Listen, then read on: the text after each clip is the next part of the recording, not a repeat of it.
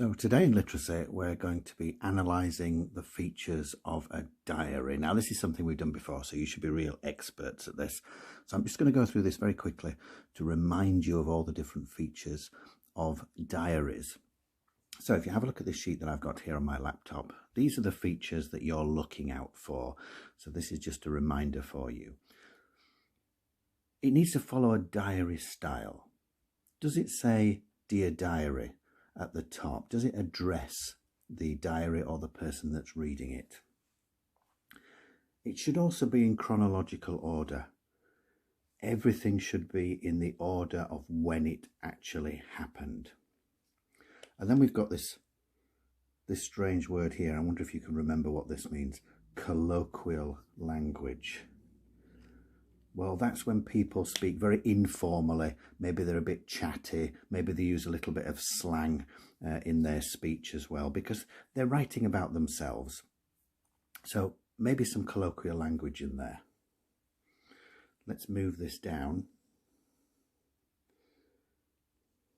This is an important one here. Self-reflection. Thoughts, feelings, questions that may be going through your head, hopes, dreams, opinions about what's going on or what's going to happen to you. All of these things need to be in a diary. It's got to be written in past tense, because you always write a diary after it's happened. Yes, you may look forward to the future in part of it, but mostly you're recording what's actually already happened. And of course, diaries are autobiographical, so you're going to be writing in first person, and also detailed descriptions of what's going on. Okay, so that's just to remind you of the types of features of a diary. So let's have a look at an extract from Letters from the Lighthouse, and let's see if we can find some of the features of a diary in here. Now, we know that this is a narrative story, a historical narrative, and so it's not written as a diary, but it is written in first person because it is written by the person telling the story, and that's Olive. So let's have a look at this and see if we can see any diary features. Hopefully, Mum twisted her wedding ring, which meant she was nervous. After what happened to you, Olive, and to Suki, I've had to accept it's really not safe for you to stay on in London. Now, I was nervous too, because I'd guessed what the suitcases were for. You're evacuating us, aren't you? I said in surprise. But you can't. You need us here. We need to be here. That was always what Mum said. We needed to be together, especially after Dad went off to fight. When war was declared, all the schools round our way closed. Our classmates and our teacher, Miss Higgins, got evacuated to Kent, and for a while I'd get postcards from my friends Maggie and Susan, who told me all I was missing, which wasn't much by the sound of it. You know, the raids have got worse these past few months, darling. Mum looked pained. It won't be forever, I promise. I wonder what diary extracts you have spotted so far. I felt guilty when Cliff seemed so excited. He was already lifting one of the suitcases down from the table and bombarding Mum with questions. Will I have to share a bedroom? Will the people we stay with be nice? I hope they've got a dog. Can we ask to be with a dog? I don't know, Mum kept saying. You'll have to wait and see. Yet, how could we leave not knowing where Suki was? How could I find out about her boyfriend from somewhere deep in the countryside? It was infuriating and disheartening and made my head ache. Lots of children get sent away, Mum said, putting her arm around me. Some even have to move whole countries because of the war. You remember the kinder transport, don't you? I did, vaguely. A year or so ago at school, some children who couldn't speak English joined our class. We were amazed at how quickly they learned. They'd come over from Germany because, being Jewish, it wasn't safe for them there. Mum said they'd been blamed for all the bad things happening in their country, which was odd because lots of their parents were musicians and doctors and writers. You'd think their country would be proud of such clever people. So, chin up, you won't be going too far, train journey at most. Mum kissed the top of my head, then looked distant again. The most important thing is that you're safe. Are we going soon? I asked. First thing Monday, Mum replied. I bit my lip. That was only a few days away. Where are we going, though? Cliff wanted to know. Gloria tapped the side of her nose. Leave that to me. Then her and Mum shared a meaningful look, the sort adults do when they don't want you to understand. Cliff and me spent the weekend packing. Underclothes, nightclothes, sweaters, socks, toothbrushes, combs.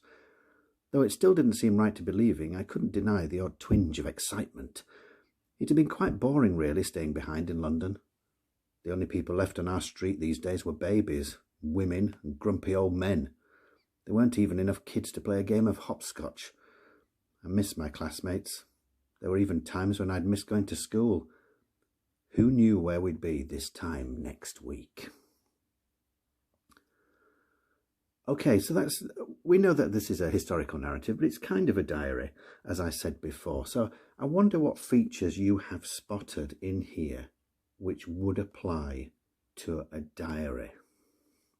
Well, it's written, first of all, in first person, and I can't underline on here because this is my laptop, but on the extracts that you're going to find on Seesaw, what I'd like you to do is underline all the evidence that proves that they are diary extracts.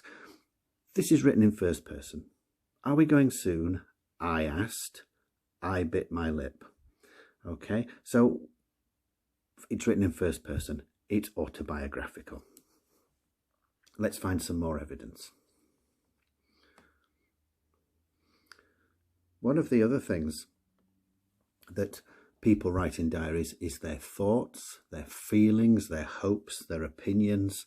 And we've got quite a bit of evidence in here. So let's just pull out a couple of things here. When Mum tells them about the kinder transport, Olive gives an opinion about the people who are being thrown out of Germany because they're different, the Jewish people. And she says here, you'd think their country would be proud of such clever people. So there she's offering an opinion. Later on,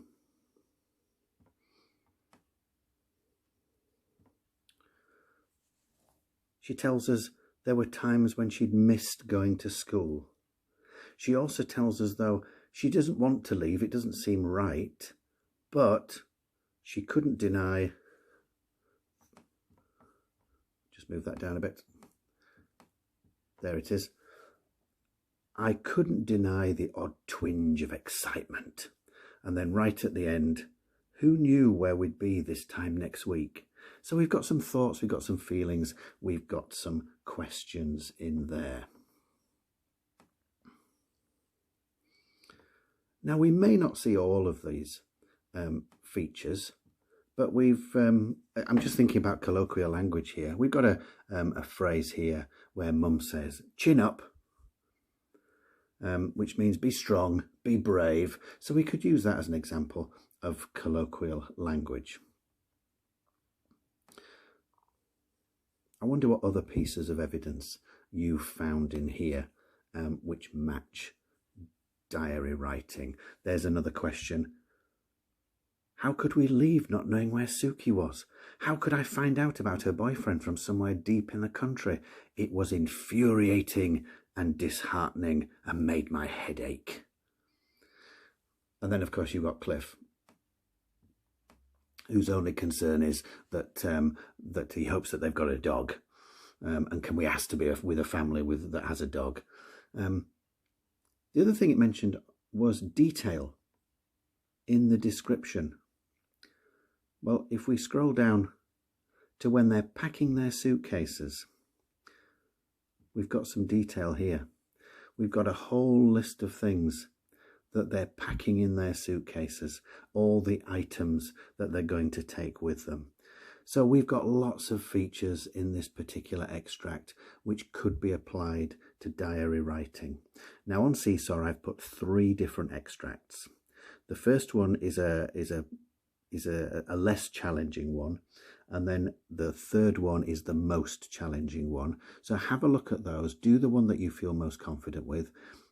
If you think it's okay and you got through it quite quickly, you might like to go on to the next one up, the more challenging one. But what I'd like you to do is go through those extracts, identify any features which you would expect to find in a diary, underline them, and you could underline them in different colours, colour code them so you can see examples of first person, examples of detailed description, examples of reflection, that's thoughts, questions, opinions, feelings, examples of colloquial language, that kind of thing. I've also posted on Seesaw the sheet that I went through at the beginning of this session, which shows you all the features of diary writing to remind you. So have a read through very carefully, identify the features and underline them all.